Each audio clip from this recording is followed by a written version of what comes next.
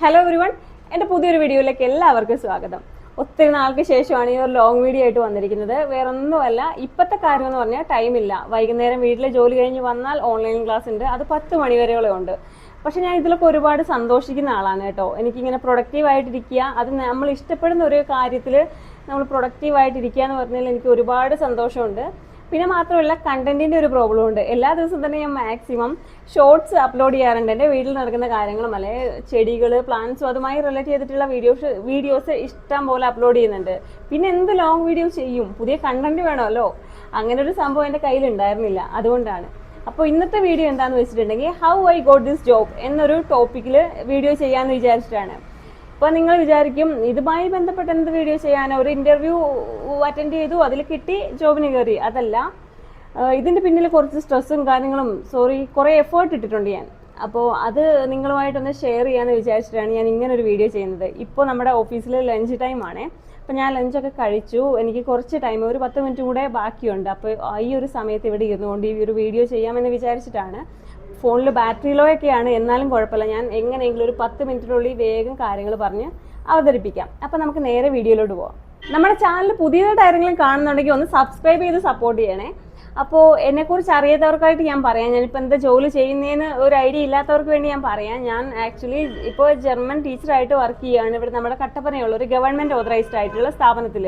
അതിൻ്റെ കൂടെ തന്നെ ഈ ഒരു സ്ഥാപനത്തിൻ്റെ മാർക്കറ്റിംഗ് എക്സിക്യൂട്ടീവും കൂടെ ആയിട്ടും വർക്ക് ചെയ്യുന്നുണ്ട്. അപ്പോൾ ഈ ഒരു ജോബിലേക്ക് ഞാൻ എങ്ങനെ എത്തിയെന്നാണ് ഞാൻ ഡീറ്റെയിൽ ആയിട്ട് പറയാൻ പോകുന്നത്. അങ്ങനെ ജർമ്മൻ ലാംഗ്വേജ് ഒക്കെ എക്സാം എല്ലാം കഴിഞ്ഞു, ഒരു B2 ഒക്കെ എത്തിയപ്പോൾ ഞാൻ ആഗ്രഹിക്കാൻ തുടങ്ങിയതാണ് എവിടെയെങ്കിലും ഒരു ജർമ്മൻ ടീച്ചറായിട്ട് വർക്ക് ചെയ്യാൻ പറ്റുമായിരുന്നെങ്കിൽ. അന്ന് മുതലേ ഞാൻ ആഗ്രഹിക്കുന്ന ഒരു കാര്യമാണ്. പക്ഷെ അന്നൊന്നും അതിനെക്കുറിച്ച് കൂടുതൽ ബോധേഡായിരുന്നില്ല. കാരണം നമുക്ക് എക്സാം എങ്ങനെയും എഴുതണമല്ലോ.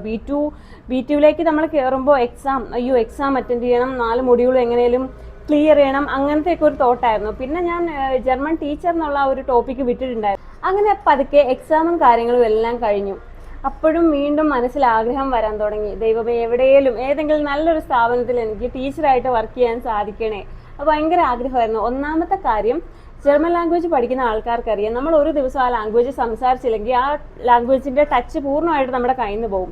നമ്മളിപ്പോൾ മലയാളം സംസാരിക്കുന്നത് തന്നെ ഡെയിലി നമ്മൾ ആ യൂസ് ചെയ്തുകൊണ്ടല്ലേ നമ്മൾ ഇതുപോലെ ഫ്ലുവൻ്റ് ആയിട്ട് സംസാരിക്കുന്നത്. എല്ലാ ലാംഗ്വേജും അതുപോലെ തന്നെ നല്ല ഫ്ലുവൻസി കിട്ടണമെന്നുണ്ടെങ്കിൽ എല്ലാ ദിവസവും നമ്മൾ സംസാരിക്കണം, കൺസിസ്റ്റൻ്റ് ആയിട്ട് തന്നെ സംസാരിക്കണം.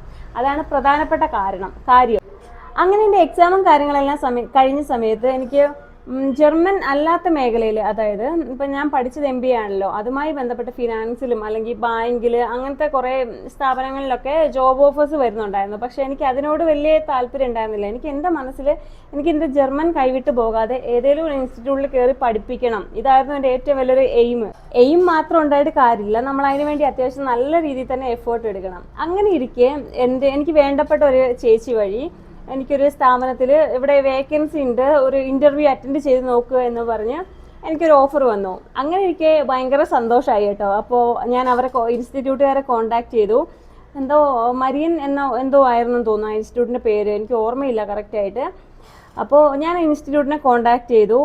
അവർ പറഞ്ഞു ഇന്ന് വൈകുന്നേരം ഒരു ഈവനിങ് 7 മണിയാകുമ്പോൾ ഒരു ഇൻ്റർവ്യൂ ഉണ്ടാവും, നന്നായിട്ട് പ്രിപ്പയർ ചെയ്തോ, നമ്മുടെ ടോപ്പിക്ക് പഠിപ്പിച്ച A1 മുതൽ B2 വരെയുള്ള എല്ലാ ടോപ്പിക്കിൽ നിന്നും ക്വസ്റ്റ്യൻസ് ഉണ്ടാവും, നന്നായിട്ട് തന്നെ പഠിച്ചോളാൻ പറഞ്ഞു.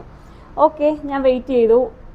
അത്യാവശ്യം ടോപ്പിക്കും കാര്യങ്ങളൊക്കെ നമുക്കറിയാം. എന്നാൽ പോലും ഞാൻ A1 ആദ്യം മുതൽ, അതായത് നമ്മുടെ IE പഠിപ്പിക്കുമല്ലോ, ABCD ഒക്കെ, അത് മുതൽ ഞാൻ അവസാനം B2വിൻ്റെ പാസീവ് ലാസ്റ്റിനോ അങ്ങനത്തെ ആ ഒരു ടോപ്പിക്ക് വരെ, ലാസൻ വരെ പഠിച്ചു. ഒന്നും കൂടെ ബൈഹാർട്ട് ചെയ്ത് പഠിച്ചു. അങ്ങനെ 7 മണിയായി. 7 മണിക്ക് എനിക്കറിയത്തില്ല ഇത് ജർമ്മൻ ഇൻ്റർവ്യൂ ആയിട്ടാണ് നടത്തുന്നത്. എൻ്റെ മനസ്സിൽ ജർമ്മൻ മാത്രമായിരിക്കും അവർ ചോദിക്കുക. അതായത് ക്വസ്റ്റ്യൻ ചോദിക്കുന്ന എല്ലാം ജർമ്മനിലായിരിക്കും എന്നൊരു മൈൻഡിലാണ് ഞാൻ ഇരിക്കുന്നത്. നല്ല ടെൻഷൻ ഉണ്ടായിരുന്നു കേട്ടോ. കാരണം നമ്മൾ ആദ്യമായിട്ട് ഇങ്ങനെ ഒരു ഇൻ്റർവ്യൂ അറ്റൻഡ് ചെയ്യുമ്പോൾ നമുക്ക് അത്യാവശ്യം നല്ല രീതിയിൽ ടെൻഷൻ ഉണ്ടാവുമല്ലോ. എനിക്ക് അത്യാവശ്യം നല്ല രീതിയിൽ തന്നെ ടെൻഷൻ ഉണ്ടായിരുന്നു. അങ്ങനെ അന്നത്തെ ദിവസം എന്നെ കൊണ്ട് പറ്റുന്ന രീതിയിൽ തന്നെ ഞാൻ ഒരുപാട് ടെൻഷൻ അടിച്ച് നന്നായിട്ട് തന്നെ പ്രിപ്പയർ ചെയ്തിട്ടുണ്ടായിരുന്നു കേട്ടോ. അങ്ങനെ 7 മണിയായി. എനിക്ക് അവർ ഗൂഗിൾ മീറ്റിൻ്റെ ലിങ്കും കാര്യങ്ങളൊക്കെ ഇട്ട് തന്നു. നല്ലൊരു മാം ആയിരുന്നു കേട്ടോ. പാവം ഒരാളായിരുന്നു. നമുക്ക് പറ്റിയ ഒരു ഇൻ്റർവ്യൂവർ ഒക്കെ ആണെങ്കിൽ ഇതുപോലെ ആയിരിക്കണം എന്നെനിക്ക് തോന്നിപ്പോയി കേട്ടോ. ആളെന്നിട്ട് എന്നോട് മലയാളത്തിലാണ് സംസാരിക്കുന്നത്.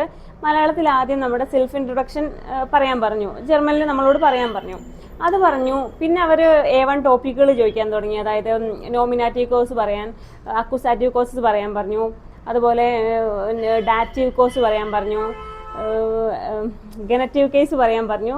ഞാൻ നോമിനാറ്റീവും അക്യൂസാറ്റീവും ഏകദേശം എല്ലാം പറഞ്ഞു. പിന്നെ ഡാറ്റീവ് വന്നപ്പോൾ എന്താ ചെറിയൊരു എനിക്ക് സംഭവം എന്താണെന്നറിയാം. ഇതിലെ പ്രധാനപ്പെട്ട പ്രശ്നം എന്താണെന്ന് വെച്ചിട്ടുണ്ടെങ്കിൽ പല ഇൻസ്റ്റിറ്റ്യൂട്ടുകാരും പല രീതിയിലാണ് നമ്മളെ പഠിപ്പിച്ചിരിക്കുന്നത്. അപ്പോൾ നമുക്കില്ലാത്ത പോയിന്റ് ആയിരിക്കും അവരുടെ കയ്യിൽ. അപ്പോൾ അങ്ങനെ ഒരു കുഴപ്പമുണ്ട്. അപ്പം ഇന്റർവ്യൂ ചെയ്യുന്ന ആൾക്ക് അവരുദ്ദേശിക്കുന്ന സാധനമായിരിക്കും വേണ്ടത്. അങ്ങനെ ഒരു പ്രശ്നം എനിക്ക് സംഭവിച്ചു. അങ്ങനെ എനിക്ക് ഡാറ്റീവ് ഗനറ്റീവ് ആ ഒരു സംഭവങ്ങളൊക്കെ വന്നപ്പോൾ സംഭവം എന്താണെന്നൊക്കെ ഞാൻ പറഞ്ഞു കൊടുത്തു. പക്ഷേ അവരുദ്ദേശിക്കുന്ന പോയിന്റ് എവിടെ, അത് ഒരു ഫോൾട്ടായിരുന്നു കേട്ടോ.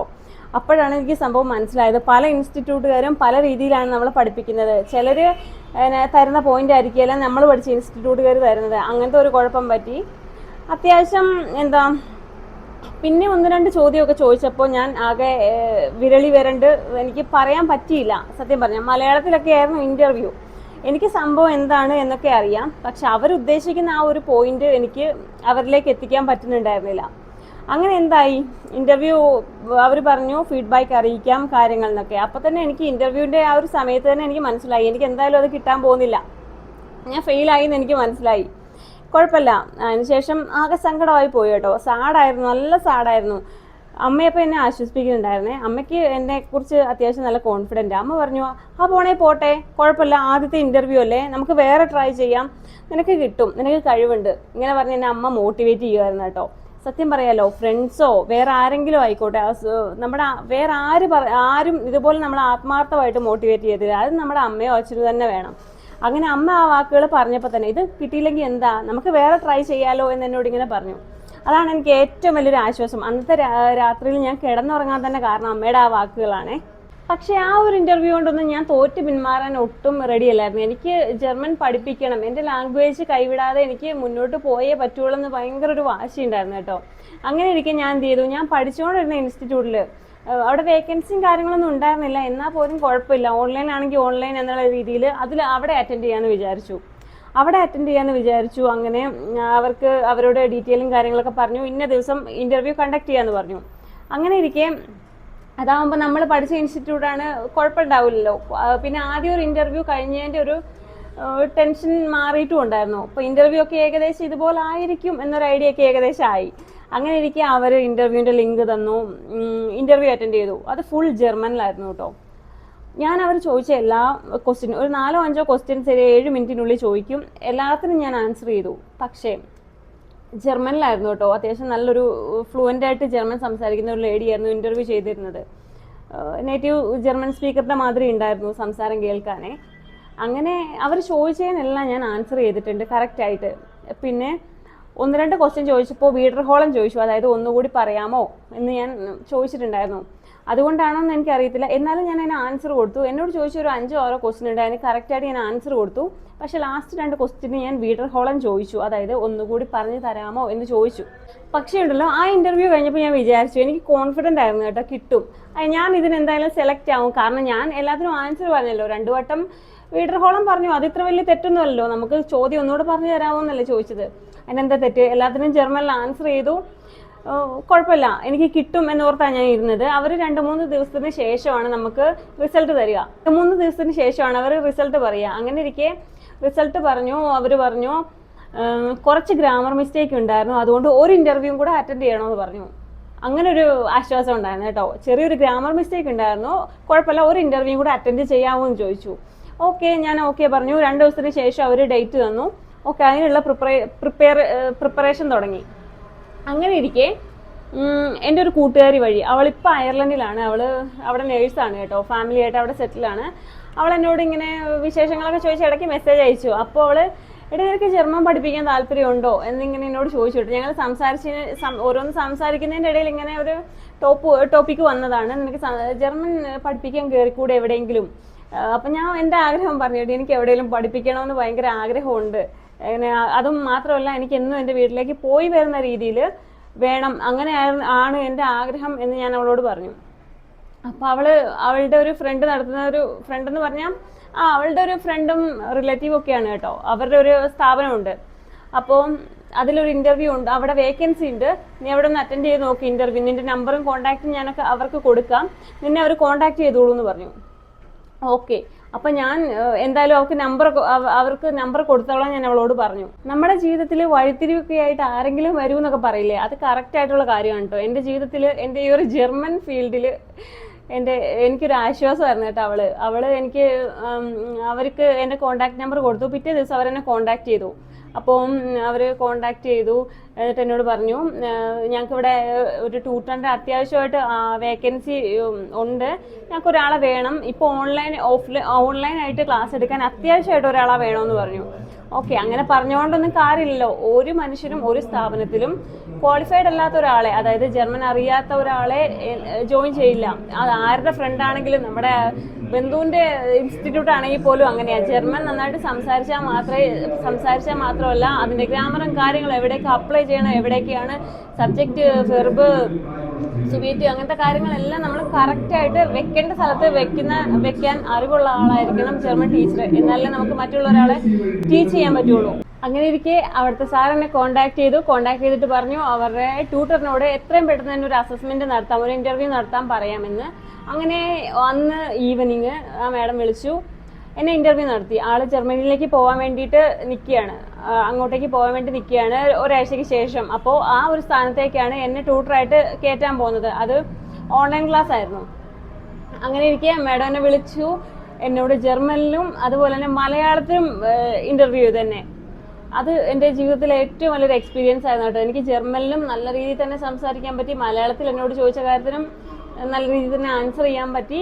ഒന്നിപ്പഴച്ചാൽ മൂന്നെന്നൊക്കെ പറയത്തില്ല, അതെൻ്റെ കാര്യത്തിൽ കറക്റ്റായി കേട്ടോ. ആദ്യമൊക്കെ ഒരുപാട് വിഷമിച്ചെങ്കിലും നമ്മൾക്ക് മനസ്സിൽ ആഗ്രഹമുണ്ട്, എനിക്ക് ഇന്ന ഫീൽഡിൽ ഒരു ജോലി വേണം, എനിക്ക് കിട്ടണം. ഞാൻ ഒരുപാട് മാനിഫെസ്റ്റ് ചെയ്യായിരുന്നു കേട്ടോ, ഞാനിങ്ങനെ പഠിപ്പിക്കുന്നതൊക്കെ ജർമ്മൻ. അപ്പോൾ എനിക്കങ്ങനെ എനിക്ക് കോൺഫിഡൻ്റ് ആയി. മാഡം പറഞ്ഞു, ഞാൻ ഫീഡ്ബാക്ക് എന്തായാലും സാറിനെ വിളിച്ച് അറിയിച്ചേക്കാം. എന്നോട് ഒരുപാട് കാര്യങ്ങളൊക്കെ സംസാരിച്ചു കേട്ടോ. എനിക്കതിൻ്റെ കോൺഫിഡൻസ് വർദ്ധിച്ചു. പക്ഷേ അന്ന് വൈകുന്നേരം ഒന്നും എനിക്ക് റിപ്ലൈയും കാര്യങ്ങളൊന്നും വന്നില്ല. പിറ്റേ ദിവസവും ഒരു അറിവും കാര്യങ്ങളൊന്നും ഉണ്ടായിരുന്നില്ല കേട്ടോ. എന്തായി, പാസ്സായോ ഫെയിലായോ ഒന്നും അറിയത്തില്ലായിരുന്നു. അതിനുശേഷം പിറ്റേ ദിവസം ഒരു വർക്കിംഗ് ഡേ ഇവിടെ സാറിനെ വിളിച്ചു. ഇന്റർവ്യൂ ഓക്കെയാണ്, പാസ്സായിട്ടുണ്ട്, നന്നായിട്ട് തന്നെ ഇന്റർവ്യൂ അറ്റൻഡ് ചെയ്തു എന്ന് മിസ് പറഞ്ഞു. അങ്ങനെ കാര്യങ്ങളെല്ലാം പറഞ്ഞു. എനിക്ക് ഒത്തിരി സന്തോഷമായി, അതിൻ്റെ കോൺഫിഡൻസ് കൂട്ടി. നമ്മൾ രണ്ടു വട്ടം ഫെയിലായ എന്താ, അടുത്തേലും അതും ഞാൻ ഇപ്പോൾ വർക്ക് ചെയ്യുന്നത് ഒരു ഗവൺമെന്റ് ഓതറൈസ്ഡ് ആയിട്ടുള്ള സ്ഥാപനമാണ്. ഇപ്പോൾ വർക്ക് ചെയ്തത് ഗവൺമെന്റ് ഓതറൈസ്ഡ് ആയിട്ടുള്ള സ്ഥാപനം. ഇതുവരെ ഞാൻ ഇന്റർവ്യൂ അറ്റൻഡ് ചെയ്തൊക്കെ വെറും പ്രൈവറ്റ് ആയിട്ടുള്ള സ്ഥാപനങ്ങളാണ് കേട്ടോ. പ്രൈവറ്റ് ആയിട്ടുള്ള ഇൻസ്റ്റിറ്റ്യൂട്ടുകളാണ്. ഇത് ഗവൺമെന്റ് ഓതറൈസ്ഡ് ആണ്, നല്ല കമ്പനിയാണ്. എനിക്ക് ഒത്തിരി സന്തോഷം. അതിൻ്റെ കൂടെ തന്നെ മാർക്കറ്റിംഗ് എക്സിക്യൂട്ടീവും കൂടെ ആയിട്ട് ഞാൻ വർക്ക് ചെയ്യുന്നുണ്ട്. എനിക്ക് എല്ലാ ദിവസവും വീട്ടിൽ പോയിട്ട് വരാം, എൻ്റെ ജർമ്മൻ എനിക്ക് ഇമ്പ്രൂവ് ചെയ്യാം, എനിക്ക് ഓൺലൈനിൽ സ്റ്റുഡൻസിനെ പഠിപ്പിക്കാൻ പറ്റും. ഇപ്പം ഞാൻ ഒരു 1.5 മാസമായി ഒരു ജോബിലേക്ക് കയറിയിട്ട് എനിക്ക് അതുകൊണ്ട് തന്നെ എൻ്റെ ലാംഗ്വേജ് കുറച്ചും കൂടെ ഓരോ ഡേ ബൈ ഡേ നല്ല രീതിയിൽ തന്നെ ഇമ്പ്രൂവ് ആവുന്നുണ്ട്. നമ്മൾ B2 കഴിഞ്ഞു എന്നും പറഞ്ഞാൽ നമ്മുടെ ഈ ഒരു ടോപ്പിക്ക് കഴിഞ്ഞു എന്നല്ലല്ലോ അർത്ഥം. ലാംഗ്വേജ് എന്നൊരു സംഭവം നമ്മൾ പഠിക്കുമ്പോൾ നമുക്ക് എല്ലാ ദിവസവും ഒരു ഫുൾ സ്റ്റോപ്പ് ഇല്ല ആ ഒരു കാര്യത്തിന്. എല്ലാ ദിവസവും കാണും ഇഷ്ടംപോലെ കാര്യങ്ങൾ ലേൺ ചെയ്യാൻ വേണ്ടിയിട്ട്. അതുകൊണ്ട് തന്നെ ഞാൻ ഇപ്പോൾ ഹാപ്പി ആയിട്ട് പോകുന്നു, സന്തോഷമായിട്ട് പോകുന്നു. വിഷമിച്ചിരുന്ന സമയത്ത് അമ്മയാണേലും അച്ഛനാണേലും നല്ല രീതിയിൽ തന്നെ കോൺഫിഡൻസ് തന്നു. അവർക്ക് എന്നെ ഒരു വിശ്വാസമുണ്ട്. എനിക്ക് എന്നിലുള്ള വിശ്വാസത്തെക്കാൾ കൂടുതൽ അവർക്ക് എന്നെ വിശ്വാസമുണ്ട്. നിനക്ക് കിട്ടും, ഇത് പോയാൽ എന്താ, അടുത്തത് നമുക്ക് നോക്കാം, അങ്ങനെ ഒരു രീതിയിലാണ് എന്നോട് സംസാരിച്ചത്. ഇനിയിപ്പോൾ നേരെ മറിച്ച് ഇപ്പോൾ പറയും, അയ്യോ അത് കിട്ടിയില്ല, ഇനിയിപ്പോൾ എന്ത് ചെയ്യും, ഇനി എങ്ങനെ ലാംഗ്വേജ് പഠിക്കും, നിന്റെ ടച്ച് എല്ലാം പോകുമല്ലോ, അങ്ങനെ ഒരു രീതിയിൽ എന്നോട് സംസാരിച്ചിട്ടുണ്ടെങ്കിൽ ഞാൻ ഉറപ്പായിട്ടും ഡൗൺ ആയി പോകുമായിരുന്നു. എന്തായാലും ഞാൻ എൻ്റെ ഒരു ആഗ്രഹത്തിൻ്റെ പുറത്ത് ഞാൻ ഒരുപാട് ആഗ്രഹിച്ചപ്പോൾ ദൈവം എനിക്കെന്തോ ഓരോ രീതിയിലാണെങ്കിലും അവസരങ്ങൾ കൊണ്ടുതന്നു. ഇതിൽ നിന്ന് ഞാൻ പഠിച്ചൊരു പാഠം എന്താണെന്ന് പറഞ്ഞിട്ടുണ്ടെങ്കിൽ, നമ്മൾ ആഗ്രഹിച്ചിട്ടുണ്ടെങ്കിൽ ദൈവം നമുക്ക് പല രീതിയിലും നമുക്കുള്ള ഓരോ അവസരങ്ങൾ ദൈവം നമ്മൾ പല രീതിയിൽ നമുക്ക് വേണ്ടി കൊണ്ടുതരും. നമ്മൾ ആഗ്രഹിച്ച് അതിനു വേണ്ടി പ്രയത്നിച്ചാൽ മാത്രം മതി. ഈ ഒരു ഇൻസിഡൻറ്റോടെ എനിക്ക് ഒത്തിരി കോൺഫിഡൻ്റ് ആയി കേട്ടോ. കാര്യങ്ങളൊക്കെ ചെയ്യാൻ വേണ്ടിയിട്ട് ഒത്തിരി സന്തോഷമുണ്ട്. ഇൻഡിപെൻഡൻ്റ് ആവാൻ സാധിച്ചു. ഒരുപാട് കാര്യങ്ങൾ എനിക്ക് എൻ്റെ കാര്യങ്ങളൊക്കെ സ്വയമേ ചെയ്യാൻ സാധിക്കുന്നുണ്ട്. അങ്ങനെ ഒരുപാട് സന്തോഷമുണ്ട്. എന്തായാലും ഇപ്പം നമ്മൾ ജർമ്മനൊക്കെ കഴിഞ്ഞ് എല്ലാ സ്റ്റുഡൻസിനും ഉള്ള ആഗ്രഹമായിരിക്കും ഇപ്പോൾ നമുക്ക് ജർമ്മൻ ഭാഷ പഠിച്ചു, B2 പാസ്സായി, നാളെ ജർമ്മനിയിലേക്ക് പോകാം എന്ന് വിചാരിച്ചാൽ അത് നടക്കുന്ന കാര്യമല്ല. അതിന് ഒരുപാട് പേപ്പർ വർക്ക് ഉണ്ട്. നല്ലൊരു ഏജൻസിയെ സെലക്ട് ചെയ്യണം, ഏജൻസി പറയുന്ന എമൗണ്ട് കൊടുക്കണം, ഏജൻസി പറയുന്ന പേപ്പേഴ്സ് എത്തിക്കണം, അവിടുത്തെ ജർമ്മനിയിൽ നിന്നുള്ള ഇൻ്റർവ്യൂ അത് പാസ്സാവണം. അങ്ങനെ ഒരുപാട് കടമ്പകളുണ്ട്. അപ്പോൾ ഈ ഒരു കടമ്പകളൊക്കെ കിടക്കുമ്പോൾ നമ്മുടെ ലാംഗ്വേജ് നമ്മൾ ഡെയിലി യൂസ് ചെയ്തില്ലെങ്കിൽ നമ്മുടെ കയ്യിൽ നിന്ന് അത് പോകും. നമ്മൾ വീട്ടിൽ ഇരുന്നാലോ അല്ലെങ്കിൽ നമ്മുടെ ഫ്രണ്ട്സിൻ്റെ കൂടെ പോയാലോ ഒന്നും നമുക്ക് ലാംഗ്വേജ് ഡെവലപ്പ് ചെയ്യാൻ പറ്റത്തില്ല. നമുക്ക് ഏതെങ്കിലും ഒരു ഇൻസ്റ്റിറ്റ്യൂട്ടിൽ പഠിപ്പിച്ചാൽ മാത്രമേ നമ്മുടെ ലാംഗ്വേജ് നമുക്ക് മുന്നോട്ട് കണ്ടിന്യൂ ചെയ്ത് നല്ല ഫ്ലുവൻ്റ് ആയിട്ട് സംസാരിക്കാൻ പറ്റൂ. അതുകൊണ്ട് ബെസ്റ്റ് ഒരു ഓപ്ഷനാണ് നമ്മൾ പോകുന്നത് വരെ, അല്ലെങ്കിൽ നമ്മുടെ പ്രോസസ്സിങ്ങും കാര്യങ്ങളും ഡൺ ആവുന്നത് വരെ നമുക്കൊരു ഏറ്റവും വലിയൊരു സേഫ് ലാൻഡ് എന്ന് പറയുന്നത് ജർമ്മൻ ടീച്ചറായിട്ട് വർക്ക് ചെയ്യാനാണ്. ഒരുപാട് ആൾക്കാർ, എനിക്കറിയുന്ന ഒത്തിരി ആൾക്കാരുണ്ട്, ആഗ്രഹിക്കുന്ന ഒരു കാര്യമാണ് ഇത്. അപ്പോൾ നമ്മുടെ നാട്ടിൽ തന്നെ നോക്കിയിട്ടുണ്ടെങ്കിൽ 100-150 ജർമ്മൻ ഇൻസ്റ്റിറ്റ്യൂട്ടുകളുണ്ട്. ഞാൻ ഇടുക്കിയെ മാത്രം ഉദ്ദേശിച്ചായിട്ടോ പറയുന്നത്. അവിടെ എത്രത്തോളം പിള്ളേർ പഠിക്കുന്നുണ്ടാവും. അതിലൊക്കെ എല്ലാവർക്കും ഉള്ളൊരു ആഗ്രഹമായിരിക്കും ഇങ്ങനെ ജർമ്മൻ പഠിപ്പിക്കണം. അതായത് നമ്മൾ പോകുന്നവരെ ഈ ഒരു ലാംഗ്വേജ് നമുക്ക് എങ്ങനെ ഒന്നുമില്ലേലും നമ്മൾ പഠിച്ച് ഫീസ് കൊടുത്ത പൈസ നമുക്ക് തിരിച്ചു കിട്ടുന്ന രീതിയിൽ, എങ്കിലും ഒരു ഏണിങ്സ് കിട്ടുന്ന രീതിയിൽ ഈ ലാംഗ്വേജ് നമുക്ക് യൂസ്ഫുൾ ആവണം എന്ന് ആഗ്രഹിക്കാത്ത ആൾക്കാരുണ്ടാവില്ല. അപ്പോൾ എൻ്റെ ഒരു എക്സ്പീരിയൻസും കാര്യങ്ങളൊക്കെ ഇതായിരുന്നു കേട്ടോ. എന്തായാലും നന്നായിട്ട് തന്നെ പോകുന്നു. ഞാൻ ഗ്രേറ്റ്ഫുൾ ആണ് എല്ലാ കാര്യത്തിനും. അപ്പോൾ എൻ്റെ മൈക്കൊക്കെ ഓഫായി പോയിട്ടുണ്ട് സത്യം പറഞ്ഞാൽ. നിങ്ങൾക്ക് നോയ്സൊക്കെ വീഡിയോയിലേക്ക് അയക്കാം കേട്ടോ. എനിക്ക് എന്തായാലും ഇതൊന്ന് കംപ്ലീറ്റ് ചെയ്യണം എന്ന ആഗ്രഹം ഉണ്ടായിരുന്നു. അതുകൊണ്ട് പിന്നെ മൈക്കിൽ ചാർജ് ഉണ്ടോ എന്നൊന്നും നോക്കിയില്ല. എന്തായാലും നോയ്സ് ഉണ്ടെങ്കിലും നിങ്ങൾ ജസ്റ്റ് കേൾക്കുക, അഭിപ്രായം പറയുക, ഫീഡ്ബാക്ക് അറിയിക്കുക. അപ്പോൾ നമുക്ക് അടുത്തൊരു നല്ല ടോപ്പിക്ക് നിങ്ങൾ തന്നെ സജഷൻ ചെയ്യണം കേട്ടോ. നല്ല ടോപ്പിക്ക് എന്നിൽ നിന്ന് ഏതെങ്കിലും വീഡിയോസ് നിങ്ങൾ എക്സ്പെക്ട് ചെയ്യുന്നുണ്ടെങ്കിൽ അത് പറയുക. ഞാൻ എൻ്റെ സമയം അനുസരിച്ച് വീഡിയോസൊക്കെ ചെയ്യുന്നതായിരിക്കും. അപ്പോൾ എല്ലാത്തിനും താങ്ക് യു. എൻ്റെ ചാനൽ കാണുന്നതിനും നിങ്ങൾ എന്നെ സപ്പോർട്ട് ചെയ്യുന്നതിനും നിങ്ങളുടെ കമൻസും കാര്യങ്ങളും എല്ലാം ഞാൻ കാണുന്നുണ്ട്. എല്ലാത്തിനും ഒത്തിരി നന്ദി. എല്ലാത്തിനും ഞാൻ ഗ്രേറ്റ്ഫുൾ ആണ്. Thank you so much. By.